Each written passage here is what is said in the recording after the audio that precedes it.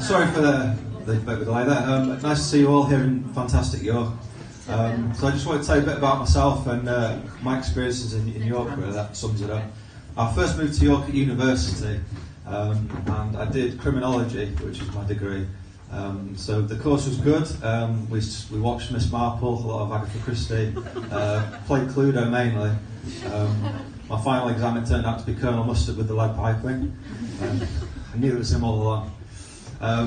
And yet, crime in York does happen. I think the police do a really good job, but they've got some strange priorities sometimes. If you see the back of police vans have like posters, or the side of police vans, to kind of warn you of crimes, and it says, beware, criminals won't only take your wallet, and then it lists other things that they might take, but it's like biscuits, milk, crisp, crisp is the biggest, like, no, not the crisp. And I'm just thinking, I mean, that must be based on something. Is that what criminals are targeting these days? It's like, all right, put your hands up, it's a hold up, give me all your crisps. And it's like, what, don't you want my wallet? No, just your crisps, and shreddies, I need biscuits, milk as well. I can't be bothered doing my own shopping, so I just do hold-ups instead. Seems very strange. But yeah, people must be complaining about that for it to be on there.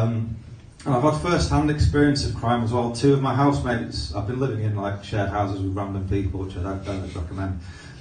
Two of my housemates are now in prison, and this is absolutely true because they did a robbery, and it's like the worst robbery of all time. They did a robbery like the next street up from us. So it's quite easy for the police to find them. And this is absolutely true. On the way back from the robbery, they stole the stuff and then they took their clothes off and put them in a skip on the way back. And the reason for this is because they see an episode of CSI, you know, that crime program. And it said on that if you've got particles on your clothes which can link you to a crime scene, so they thought if they got rid of the clothes, then there's no way they could prove that they were there. But this meant that they were walking back like in their pants, carrying like flat screen TVs and stuff. And it's like, well, what's more obvious than that? And any good criminal will tell you that after committing a robbery, it's important not to do anything to draw attention to yourself. So, you know, walking around in your pants with like a DVD player is probably not the best idea. And so the police came around like the next morning and broke my door down. And those two jokers weren't in, and I was in the bathroom getting ready for work, doing my teeth. And so there was an aggressive knocking at the door, and I kind of just ignored it because I thought it was one of my housemates who'd locked themselves out. And then the knocking moved inside the house to like the bedroom doors and stuff, and then it moved to the bathroom where I was in. And I thought, that's strange. I thought it was someone like, you know, impatient to use the toilet. So I shouted back saying, there is a toilet downstairs, you know, what are you doing? And then they kept knocking, and I said, oh, for God's sake. So I opened the door, and there's 4 armed policemen on my top landing. And I was like, whoa, if you want to use the toilet, that's fine. I'm not going to object. You know, there's no need for violence. So, you know, then these guys came back and found the police were there to arrest them. So yeah, another one of my housemates is he's really into, you know, the cycling. Have you seen those really keen cycling guys? And they wear like the skin tight stuff, which is fine, but it's a bit off-putting because he walks around the house like this. It's like lycra, and it's kind of just, you know, it leaves nothing to the imagination. It's kind of like, you know, moulded around his nether regions, and you just don't need to be seeing that. Especially if you're like having your food and everyone else is watching TV, and it's kind of like, whoa, I don't need to be seeing that. But it's just like, you know, if you are like an Olympic cyclist, I could see the point of being streamlined, because if you save a second, it might win you a gold medal. But if you just go into like Asda to buy some bread, it's not worth the risk of being arrested for indecent exposure, I would have thought. But, you know, that's just me.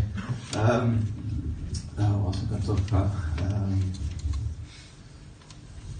Yeah, and I find York really fascinating because certain animals in York make me laugh. You might not be aware there's animal propaganda which exists in York. It's not just people who have propaganda. Like, for example, the squirrels in museum gardens. Have you noticed them? They're very cheeky and they kind of expect food from you.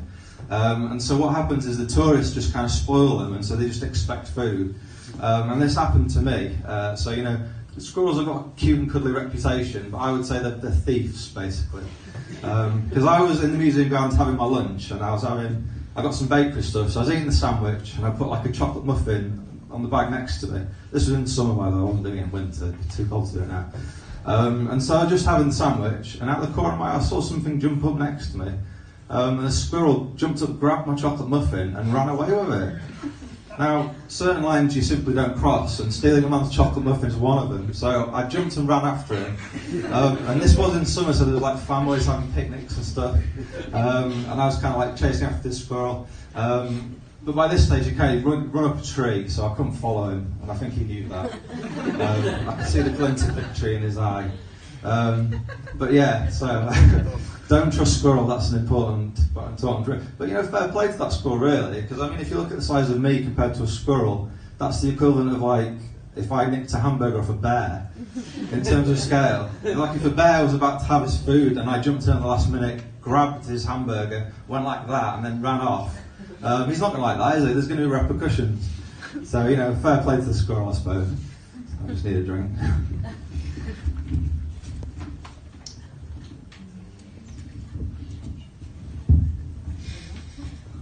And the final animal I was in York is hippos.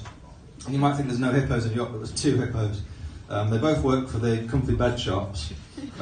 One of them is the outskirts of town, and he's about 20 foot tall, an inflatable one, and he's got the blue and white pyjamas on. The other one is this cuddly toy version, and he works in town, and he's about 6 foot tall. And my friend Janine actually worked for the one in the middle of town, and one of her responsibilities was washing his pyjamas. And she said she felt embarrassed kind of seeing him naked when she had to do this, until I reminded her that most hippos don't wear pyjamas in the wild, so not to worry about it. They don't wear dressing gowns or slippers, nothing. But again, those hippos are quite chilled out, quite relaxed. In reality, hippos are absolutely mental. They go on the rampage killing people. Hippos kill more people every year than lions and sharks put together. So, you know, bear that in mind. If you've gone on safari and you see a hippo coming towards you and you think he's going to be quite chilled out, he's probably not. He's going to kind of trample you. So, you know, better getting out of the way. So anyway, on those wise words, I'll leave you tonight. Good evening, York. Thank you.